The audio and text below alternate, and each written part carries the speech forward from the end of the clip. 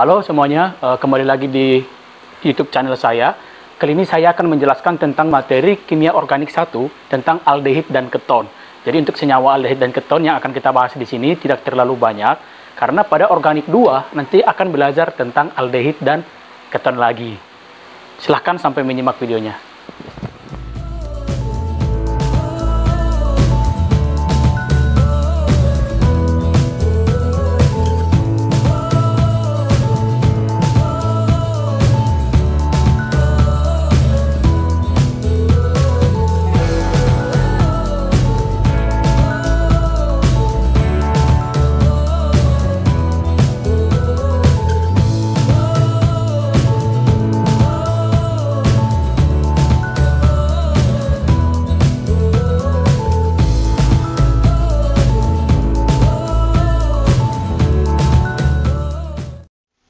Halo semuanya, sekarang kita lanjut materi tentang aldehid dan keton. Nah, kita lihat di sini sudah ada dua senyawa, di mana ini merupakan senyawa golongan keton, kemudian ini merupakan senyawa golongan aldehid. Nah, bagaimana kita bisa membedakan itu senyawa aldehid dan keton? Nah, kita bisa dilihat di sini, perbedaannya adalah yang paling mudah yaitu dari gugus fungsinya. Kita lihat di sini, ini gugus fungsi senyawa keton, ini gugus fungsi senyawa aldehid. Jadi keton itu RCOR. Ini R-nya bisa suatu alkil ya. Kemudian ini R, ini R-nya COH. Ingat, RCOH untuk aldehid, RCOR untuk keton. Nah, di sini sudah ada namanya pentan 2-on. Kalau untuk bahasa Inggrisnya ini butyraldehid. Kemudian untuk bahasa Indonesia ini senyawa 2-pentanon. Kemudian ini senyawa butanal. Nah, itulah dari pengantar senyawa aldehid dan keton. Kemudian kita akan masuk kepada tata cara penamaannya atau bagaimana penamaan untuk senyawa aldehid dan keton. Untuk penamaannya, yang pertama kita letakkan nomor dari yang paling dekat dengan gugus fungsi. Nah, jadi untuk senyawa 2-pentanon nomor satunya ada di sini ya, nomor satunya ada di situ. Kemudian selanjutnya nomor 2-nya ada di sini, 3, 4, 5. Jadi jumlah C-nya ada 5 sehingga disebut senyawa pentanon. Kalau untuk senyawa alkana dia pentana ya. Sama juga untuk aldehid, dia nomor satunya di sini 1, 2, 3, 4. Nah, kemudian kita akan melihat di sini untuk senyawa-senyawa yang siklik ya. Kita akan kasih di sini contohnya. Ini contoh untuk senyawa siklik.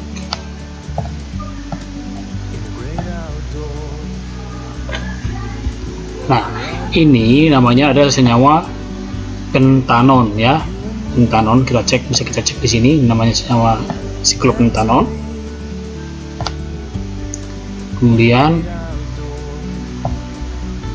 jika kita berikan di sini gugus metil misalnya di nomor ini, kita akan lihat namanya menjadi 3-metil siklopentanaon, atau bisa kalau dalam bahasa Indonesianya itu adalah senyawa 3-metil siklopentanon. Bisa dibuat satunya untuk menyatakan bahwa si gugus fungsinya ada di nomor 1. Jadi penomorannya nomor 1 dari sini 1, 2, 3, 4, 5 ya. Sama juga untuk senyawa golongan aldehid. Sebelumnya ini kita kecilin dulu, terlalu besar hurufnya, fontnya.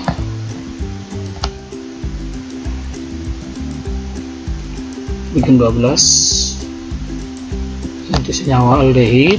Kemudian kita masukkan gugus fungsinya. Masukkan gugus fungsinya.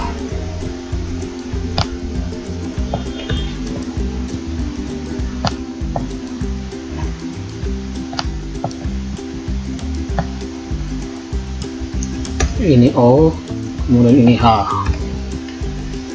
Kita lihat ini namanya apa. Jelek bentuknya ya, tapi nggak apa-apa lah. Ini namanya siklopentana karbaldehid ya, siklopentana karbaldehid, atau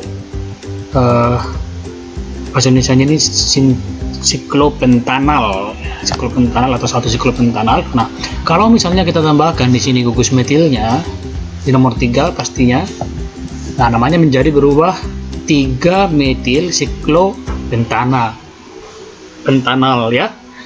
Ini 3-metil nomor 3 siklopentanal. Kecilkan dulu.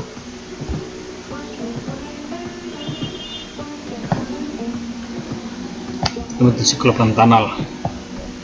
Jadi penamaan itu sesuai dengan arah jarum jam 1, 2, 3 ya, juga 1, 2, ya. Oke, selanjutnya kalau pada aromatik ini namanya menjadi senyawa benzaldehid ya, benzaldehid. Kalau untuk keton namanya menjadi benzanon.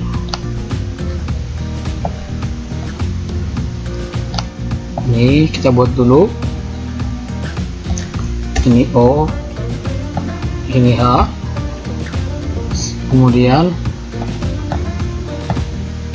apakah benar namanya benzaldehid? Kita akan lihat ya. Nah, ternyata benar namanya benzaldehid. Untuk senyawa keton ini namanya menjadi benzanon ya, benzanon, senyawa benzanon.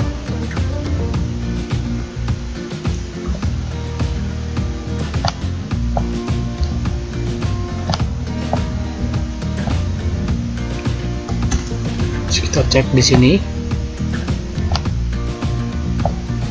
Nah, acetopenon jadi senyawa benzanon.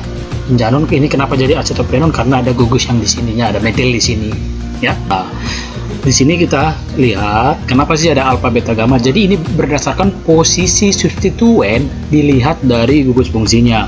Nah, jika satu ikatan atau satu J dari karbonilnya, gugus karbonil atau gugus fungsinya ini dikatakan dengan posisi alfa. Kemudian kalau misalnya dua ikatan, ini posisi beta, kemudian ini posisi gamma, kemudian ini posisi sigma, dan ini posisi epsilon ya, dari panjang ini.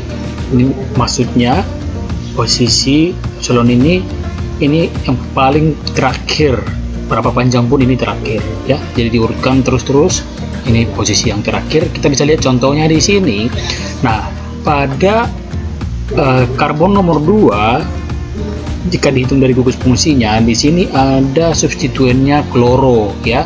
Jadi ini dinamakan alfa kloro kapraldehid ya, atau alfa kloroheksanal. Jadi di heksanal kita hitung 1, 2, 3, 4, 5, 6. Ini senyawa induknya heksana atau heksanal karena dia golongan aldehid. Jadi ini ada ditambahkan alfa. Nah, bagaimana kalau misalnya si Cl-nya kita pindahkan ke posisi nomor 3? Nah, jika Cl dipindahkan ke posisi nomor 3, maka namanya menjadi beta kloroheksanal. Nah, tapi ini nggak berlaku untuk senyawa golongan keton. Kenapa? Karena golongan keton itu berada gugus fungsinya tidak di ujung.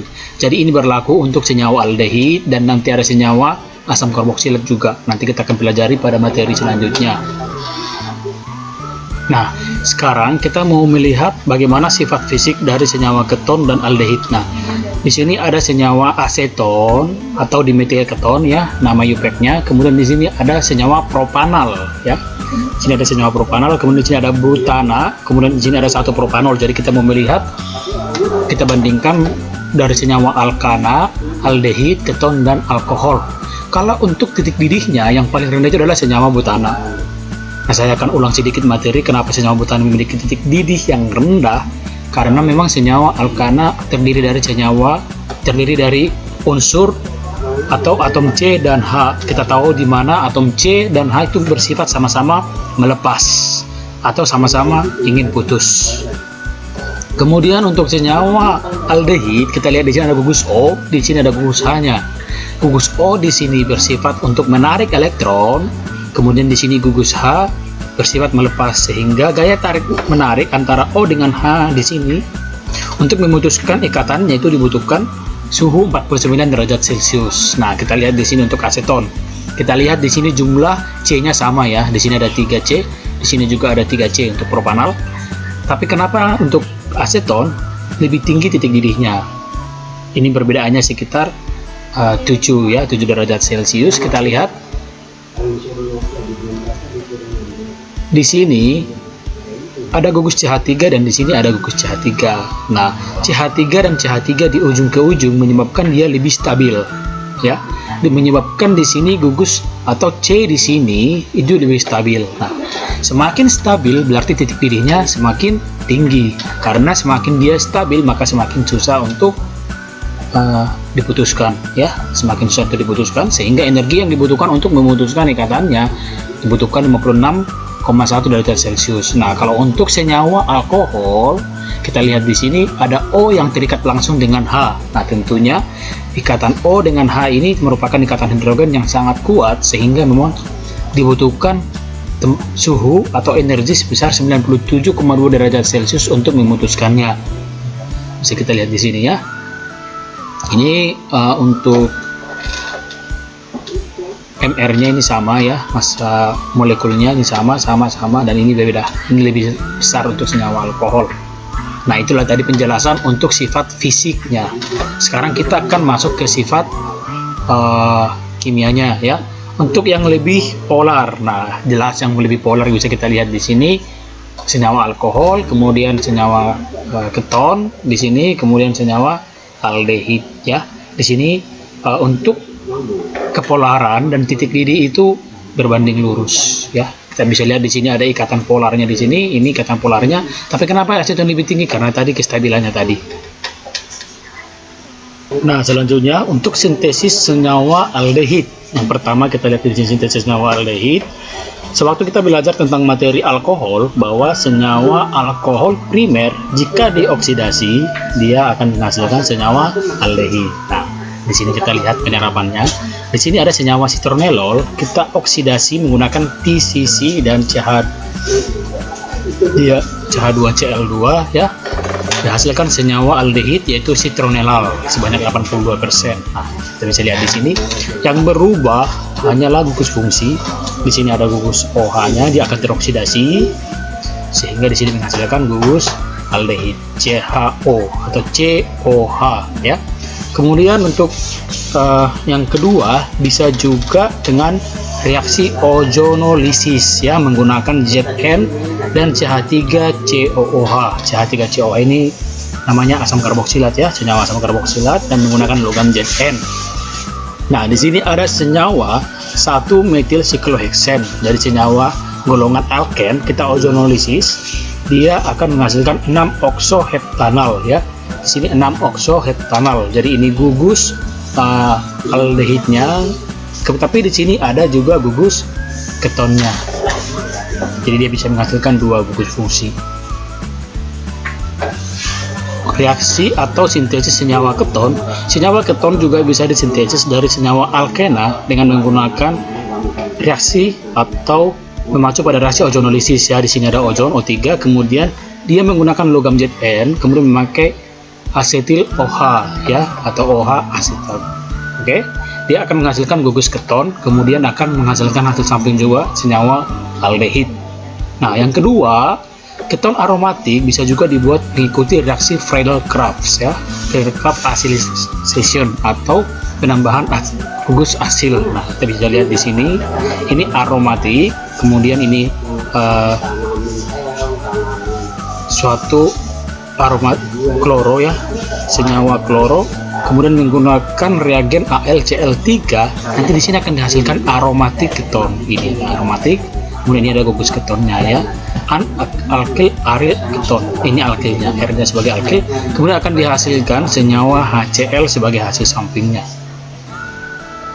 Nah, kalau misalnya bingung kok bisa HCl dari mana? Nah, dari sini Cl-nya akan lepas, Cl yang min akan lepas, kemudian dia akan menangkap satu hidrogen dari sini, ya. Hidrogen dari sini ditangkap oleh si Cl yang negatif sehingga dia menjadi HCl. Kemudian kita masuk untuk materi yang terakhir, yaitu tentang reaksi bagaimana kalau senyawa aldehid atau keton dioksidasi. Nah, kita lihat di sini suatu senyawa aldehid jika dioksidasi dia akan menghasilkan senyawa asam karboksilat. Jadi di sini gugus H-nya akan teroksidasi diikat oleh O. Jadi OH di sini, ya, asam karboksilat. Kemudian kalau suatu keton dia tidak bisa mengalami reaksi oksidasi. Di sini ada jawabannya, karena di sini dia tidak mengandung gugus H, jadi oksigennya tidak akan bisa bereaksi dengan di sini karena tidak ada atom H-nya di sini ya. Kemudian di sini untuk aldehid ya, heksanal ini menggunakan CrO3 H3O+, kemudian menggunakan aseton pada temperatur 0 derajat Celcius.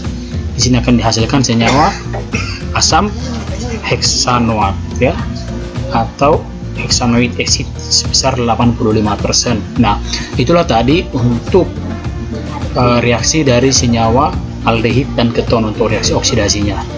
Ya, terima kasih sudah menyimak dan menonton video ini dari awal sampai akhir. Semoga video ini bisa memberikan manfaat, dan jika ada pertanyaan bisa didiskusikan melalui kolom komentar di bawah. Dan jika menurut kalian video ini bermanfaat, silahkan ketik like, subscribe, dan share video ini ke banyak orang supaya semakin banyak orang yang bisa belajar kimia dengan mudah. Oke, baiklah, sampai ketemu di video selanjutnya. Salam.